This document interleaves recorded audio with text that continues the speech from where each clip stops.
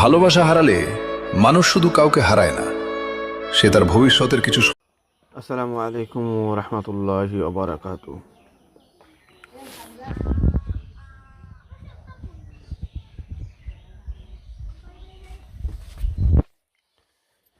প্রিয় বাংলাদেশ, আমার ভাই ও বোনেরা,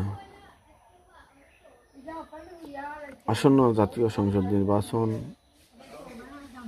12 তারিখ। এই নির্বাচনকে নিয়ে ঘিরে কেউ মারামারি জড়াবেন না।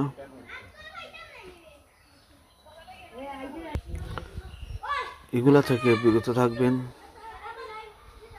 দেশটা আমাদের সবার। সবাই আমরা ভাই, কারো না কোনো বোন।